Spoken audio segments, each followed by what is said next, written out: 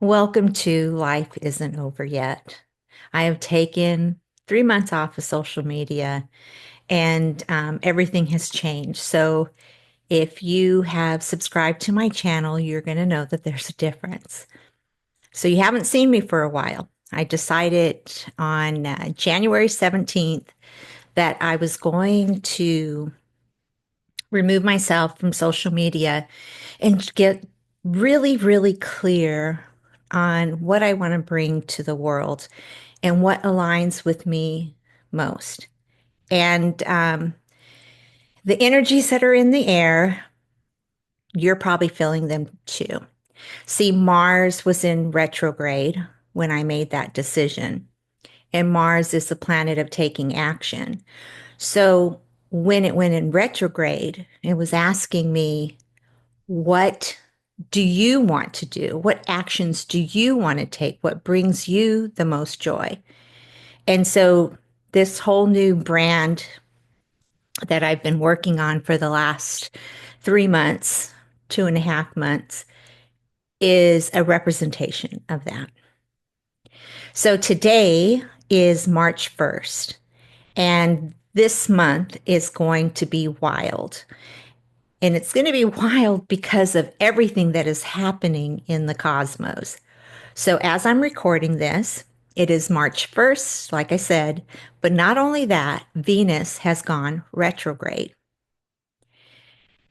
Venus going retrograde, you're going to feel this in your relationship. All of the relationships you've had in the past are going to come up. And that's because Venus wants you to get in tune with yourself. See,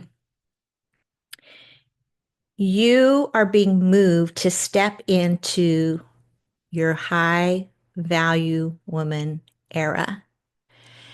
And one thing I want you to understand, or how I see the world, is that we are in a matrix. And this matrix is the game of life. And you are here to figure out who you are as the player in this game. See, when you were born, you were given this template, but you forgot about the template. You are made of stardust. Literally, you are made of stardust. You heard me talk about this before in other episodes. And the reason why it's so important is because the universe resides in you. And you are trying to discover this mystery that we call life. And the way that you begin is by knowing your avatar. Your avatar is the divine nature of you. Because when the universe resides in you, because you are a star, you are literally made of stardust, then your natal chart is this program that was given to you, this template. And because we have free will, we get to choose how we want to be the player, like what is the game that we want to play. But we do have an avatar. I created Discover Your Avatar Masterclass if you're interested in finding out what your avatar is. But this is the moment with Venus going retrograde that you are going to reinvent yourself. You've been attracting the same kind of relationship, or maybe you're not attracting a relationship at all, or maybe you're in a relationship that isn't honoring you. And so Venus is going to want you to do the inner work in order for you to move out of that. I'm going to share a story about a breakup that changed my life in hopes that maybe you'll see something in yourself and it'll inspire you to make changes, because all of these stories are coming up for me. See, in my 20s, I was a single parent seeking validation. And then in my 30s, I got married and I started making myself last. And then in my 40s, I was lost. I felt invisible. In my 50s, I found her again. And now that I'm 60, I realize life isn't over yet. And I have Hecate to thank for that, as well as Goddess Ishtar. On your journey, when you are ready to step into becoming a high value woman, there will be support from the goddess, the divine feminine energy. And when I started my journey, it was Goddess Ishtar that approached me with Star. And I did follow that, but what I didn't do is go directly to the stars. I went to one of the brightest luminaries, which was the moon. So you might find some videos of me talking about the moon on the internet. And that is because when the goddess Moon, which is Hecate, the triple goddess, when she approached me, she was trying to prepare me to step into my crone era. I don't know why they call it crone, to be honest. I think that's just crone sounds really rickety. I think that when you become my age, there is an essence to you that is undescribable. But if you are lost and you don't know who your avatar is, you're going to reject the most beautiful times in your life. So when the goddess of the moon came to me, she taught me how to connect back to nature because we physically go through cycles. Life is not linear. We go through these cycles. And you, as a woman, are literally connected to the moon. Your menstrual cycle links up with the phases of the moon. And so she taught me, minus the menstrual cycle, because my age, but she taught me how to connect back with nature in the cycles and knowing how when you come up or you have this gift that was given to you from the universe as a form of an idea, that is the beginning stages of it. And that is the new moon. And speaking of the new moon, you're probably feeling the energy of that as well, because yesterday was the new moon in Pisces, which is very amplified because there's so many planets in Pisces right now. And Pisces is ruled by Neptune. And so Neptune is your dream state. It is the energy of what you want to create, what you want to manifest in the world, but it comes in the form of an imagination. And when your imagination comes on board and gives you a vision, that is like a seed from the universe. And this gift that you're given is going to take you on like a hero's journey. When you tap into the moon phases, the moon connects you back to her energy so you know how to implement so you don't burn out. See, the sun's energy is very penetrating, but the moon's energy, because she's feminine, she's very receptive. So, this episode about the breakup that changed my life is very much the opposite from being receptive. So I used to work in this restaurant and there was this guy, he was the bartender, right? The toxic masculine that the media portrays that, every woman wants.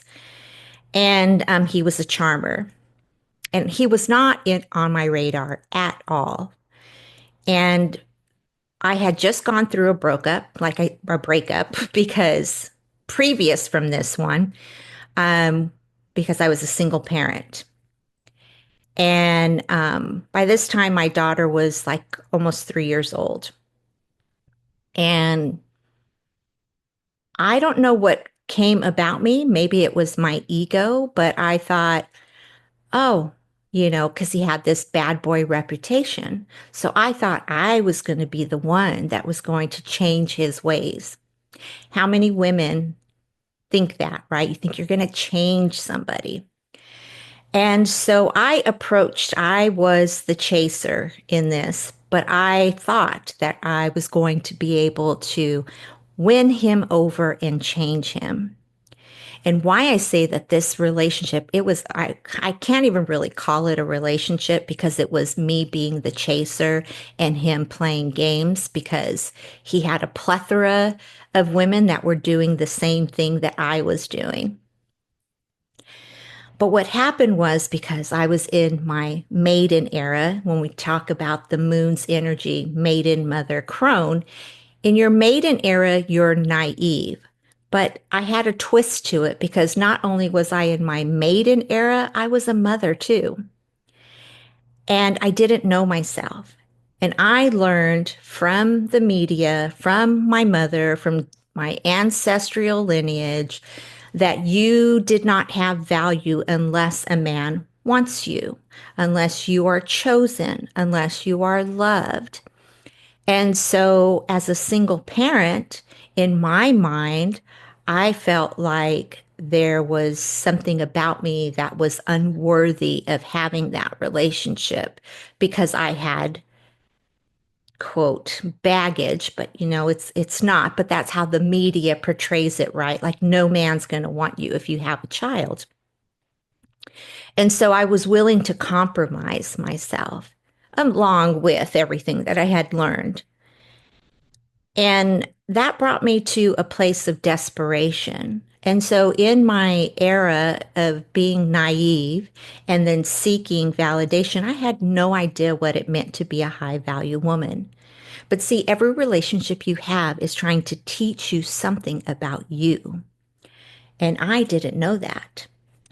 And so I morphed myself as he had this type that he liked, right? He was a narcissist. And I'll tell you the first clue you'll know when a man is a narcissist is when you walk in their home and they have all of their trophies on display to say how great I am.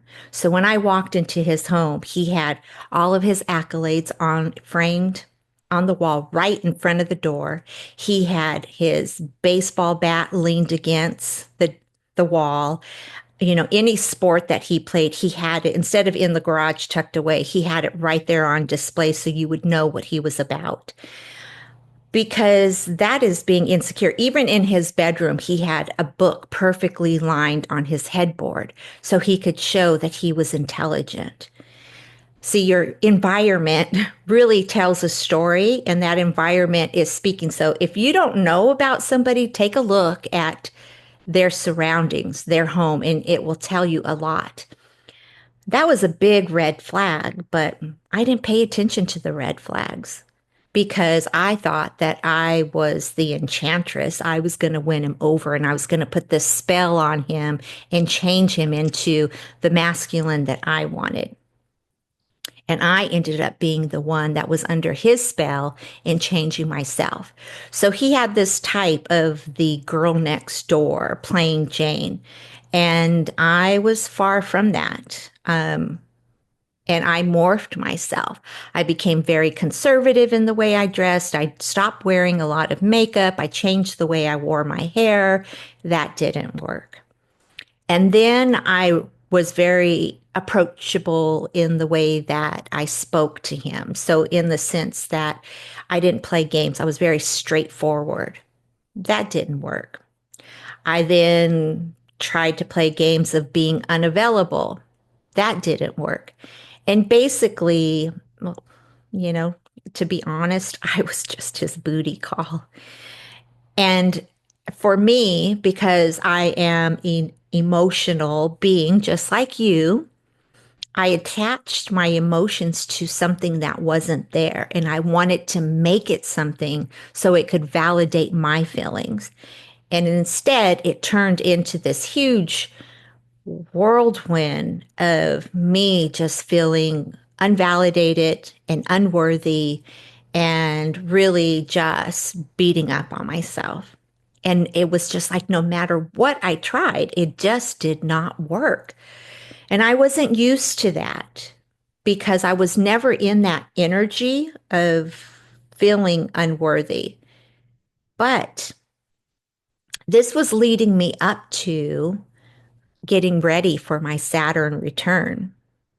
Saturn returns are crazy because they stretch you to grow. And what happened was I decided I was sick and tired of the treatment. I was done after I made a fool out of myself. But nothing is a mistake in life. Everything that you go through is to teach you something. And I realized, even thinking about like this Venus energy, right? Diving into past relationships, even thinking about it from this perspective of where I am now, he was never worthy of me. But because he was such the charmer, and then he'd pull back, charmer, and then pull back, it caused me to be the chaser, and then it was constantly chasing, chasing. And if you know of anything about the chaser relationship, the more you chase, the more you're available, the more that you try to be something for someone, the more they pull away because the energy is too intense. But a narcissistic person wants all of it from everyone because they constantly need somebody to feed their ego. So one of the things was like, let's keep this a secret. We don't want the coworkers to know. Here's a tip right now. Do not, I repeat, do not have a relationship with somebody you work with. Never, never, ever. So the reason why it was let's keep this a secret is because he was messing around with a lot of the other women that worked with us, and I had no clue. So, anyway, after me being torn down to the bare essence, like let's just say it was like a dark night of the soul because I just felt so unworthy, I got my flame back, the fire in me. And I knew that I needed to leave. I saw that my life was on repeat in this town that I lived in. And I knew it was time for me to exit out. And a friend of mine had taken me to Laguna Beach. You might be familiar with that. And I fell in love with Laguna. And I knew that I wanted to raise my daughter by the beach. But I didn't know how I was going to afford it because, everyone said it's so expensive, which Laguna is expensive, still is, even though I haven't been there for 25 years. Well, I've gone back to visit, but, you know, I haven't, I haven't been there and lived there, let's just say. But I didn't know how I was going to do it. And everybody told me you can't do it. But there was something inside, which now I know it was my spirit and my spirit team pushing me out of my comfort zone so that I could have another experience. And I listened to that inner calling and I just said, I'm going to take the leap. I'm going to jump through the flame and make it happen. And I said, hey, I told my roommates at the time, I am leaving here. I realized the town was toxic and it was it was like being stuck in a black hole. And if you didn't get out, it was going to suck you up. And I made the change and I didn't know how I was going to do it. I didn't know where I was going to live. I didn't even know where I was going to work. But see, I was working in restaurants, so I knew I could find a job at a restaurant. And at that time, when I told my roommates, I didn't think, it never even crossed my mind that they would want to move because they had their lives in this town. But when I told them I'm leaving and I'm going to move, they were like, if you're going, we're going, which was a total surprise to me because I really didn't think that they would want to. So that was the universe showing me that all I needed to do was just take the leap and it would open up for me. And so what opened up for me is it became easier. And one of my roommates started looking because she was excited about the move. She started looking for homes, found us a 4-bedroom house. The the the the person that was renting the house, she was a lovely woman, very accommodating, was like we didn't have to jump through a bunch of hoops. She knew that we were, you know, 4 single women or there was three single women that were going on an adventure, and she was, ready to accommodate us. So we moved into this house with no problems. I found a job right away, and next thing I knew, I was living near the beach. Now, I wasn't in Laguna, but I was in Laguna Hills, which is like 20 minutes outside of Laguna. And I was a single mother. So, I needed to get things established for my daughter. And I decided that I would go to the park. I was going to the park with my daughter. And when I went to the park, this woman was there with her child. And so I decided to approach her and ask her, hey, do you know of any babysitters? I'm new in town, and I need to have childcare because I work nights. And she said, oh, yes, I know this lovely girl. She would be perfect. And she gave me her phone number. And it happened to be somebody that lived right down the street from me. Now, this park was across the ways, not close to where I lived, where we had moved, but it was close enough that I would synchronistically meet a woman who introduced me to somebody that could babysit for me that lived on the same street that I had just moved in. So that was synchronicity number one. And she babysat for me for a while. Even during that time, I ended up moving out of that house, moving into a house by myself because I didn't want the whole roommate structure. I was done with that as a mother. And she knew my relationships because at that time, of course, I was still in my 20s, still seeking validation. And so here I was spilling my guts, oversharing. I had no healthy boundaries, oversharing to my babysitter all of my, stories of my love life. And she said, I have somebody I want to introduce you to. So she wrote this letter and put my picture um, and at the time, she was 14 or 15. And she said she had a crush on this person, but she knew he was too old for her and that he worked with her mother. And so she wrote him this letter about me and put my picture in it. And she gave it to her mother to give to him. And it would take him a couple of months before he called me. And then when we spoke on the phone, we spoke for hours. It was like we knew each other forever. And that person is my husband that I've been married to for almost 30 years. And that's what changed my life.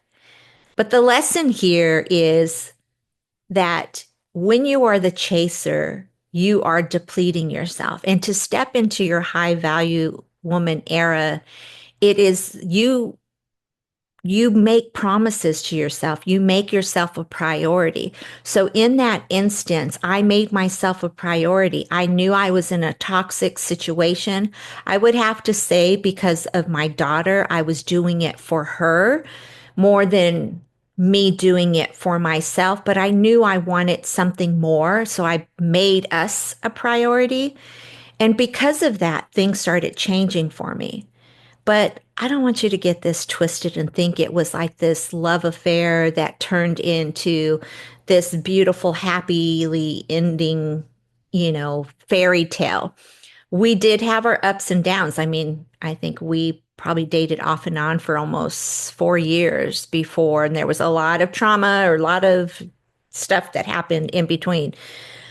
But I just wanted to show you how a breakup can push you out of your comfort zone into stepping into becoming a higher version of yourself. And you have this inner critic. This inner critic is always going to tell you that you're not good enough or that you can't do something. But it is in the process of believing, in the process of the belief of knowing that there is something more for you that you get out of your own way. Because one of the things is I was in the 80s. I grew up in the era of the supermodel. And so I really wanted to be seen as this beautiful person. And it's like I thought, oh, I want to be a model. That's why you see in the image of my podcast, you see the artwork. There's a picture of me, and then there's also a picture of my younger self. And that's a reminder of how much I have grown and the person I was then, who was seeking validation, to the person I am now. I don't want you to have to take as many years as it did for me to step into my high value woman era. So that's why I'm creating this podcast. And the media is always feeding you what you don't have. That's why the beauty industry and the diet industry and plastic surgery is so successful, because if we can stay in the loop of being unworthy and constantly seeking external validation, then what happens? We give our power away. So Venus is going to have you go in. Now, Venus is represented with goddess Ishtar. And that's why goddess Ishtar came into my life, because she really wanted me to remember who I am. She even showed up in a dream as the 8-pointed star floating over my uterus saying, remember who you are, which brought me on this journey of learning about astrology and how the planets are constantly in communication with us, because the planets, they are the heavenly bodies. And because the universe resides in you and me, we are in constant contact with the universe. And so that's why when there's a transit, we feel it. And this Venus transit is going to bring up some stuff for you. So ask yourself, where are you giving your power away when it comes to media? Who are you trying to morph yourself into to become, because you want to be desirable and you don't love yourself? Because in the process of having a relationship with yourself and loving yourself, you will go inwards and you will start appreciating you for who you are, for your uniqueness. Going back to your natal chart, your blueprint, that is a stamp, that it's a template that was specifically given to you from the day, place, and time you were born. And nobody else has that template but you. So why is it that we try to morph ourselves into someone we're not, or compare ourselves to someone that we're not, and deny ourselves of our uniqueness? So when you're a high value woman, you, first of all, you make yourself a priority. I have the 3 P's that I follow by. And the first one is I make myself a priority. The second is purpose. I give myself a purpose that I wake up to. I set the intention so my life feels fulfilled. And then the last P is perception. I realize that when my perception is off, when there is something that is skewed, it's time to go back to the drawing board and do some inner work to shift things and change my mindset, because it is the inner work that changes the external, from within, so without, from above, below, from within, from without. So the heavenly bodies, the cosmos, the transits are affecting us from above, down below. Okay. We see things that happen with the weather, things that happen in other people's lives. Like if you go through mundane astrology, you'll hear all of those stories. But then, because we have the universe that resides within us, when we connect to our blueprint, to our template, then we become our highest version. And that's really what this whole new rebrand, I'm really focusing on that. I really want you to connect to the psychology of astrology. I just talk about natal astrology and how it relates to you and life and the psychology of it, whether I'm not going to dive into doing predictions or mundane astrology. I learned that astrology is a self-development tool. And all it's doing is getting you back to your authentic self, your authentic code. And so this breakup that I experienced, because it got so bad, it catapulted me into a different life, to where I am today. Had I have not listened to the downloads and followed the synchronicities, I wouldn't be where I'm at today. And that's the magic, because We are in a matrix. We are playing a game and we are given breadcrumbs all of the time, and they are synchronistic and downloads. And when we follow them and by making ourselves a priority, we promise we're going to do that and we do it. Our confidence rises. We start to really unfold and really hold on and develop the nuances that we are. Like I like to say, is we're like a diamond in the rough, and we have many, many different facets. Don't get caught up on what you are doing. Be concerned about who you are being, because the manifestation of your external world is only a representation of what's going on inside. Everything that you are experiencing in this game of life, this mystery that you are unfolding, is what you are building from the inside out.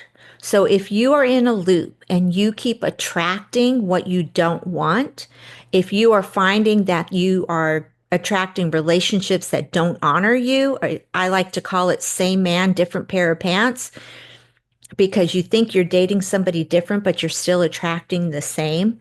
It's time for you to go inwards and change some stuff.